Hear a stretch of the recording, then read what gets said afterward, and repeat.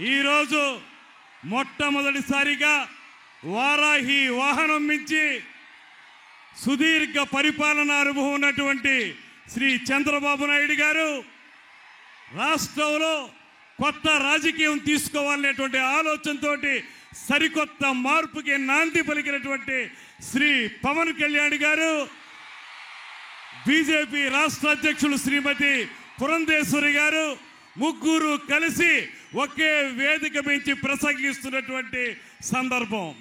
ఈ సందర్భంగా మీ అందరికీ మనవి చేస్తున్నాను, ఇవాళ రెండు సింహాలు గర్జిస్తున్నాయి. ఒక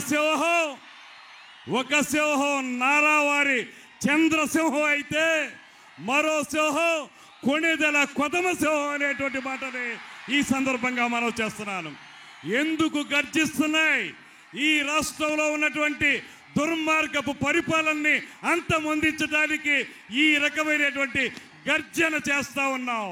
ఖచ్చితంగా ఈ దుర్మార్గపు అప్రజాస్వామిక నియంతృత్వ పరిపాలన పోవాలంటే వారితో పాటు మనం కూడా గర్జించాల్సినటువంటి అవసరం ఉందనేటువంటి మాటని మరొక్కమారు మీ అందరికీ తెలియజేసుకుంటూ, మీ అందరికీ ముకుళిత హస్తాలతోటి చేతులు జోడించి నమస్సుమాంజలి తెలియజేసుకుంటూ మనవి చేస్తున్నాను. అసెంబ్లీకి ఇవాళ సైకిల్, గాజు గ్లాసు, కమలం మూడు కలిపినటువంటి ఉమ్మడి పార్టీల అభ్యర్థిగా గ్లాసు గుర్తు మీద నేను పోటీ చేస్తున్నాను. అదేవిధంగా కమలం తరపున పార్లమెంటుకి శ్రీమతి పురంధేశ్వరి గారు పోటీ చేస్తున్నారు.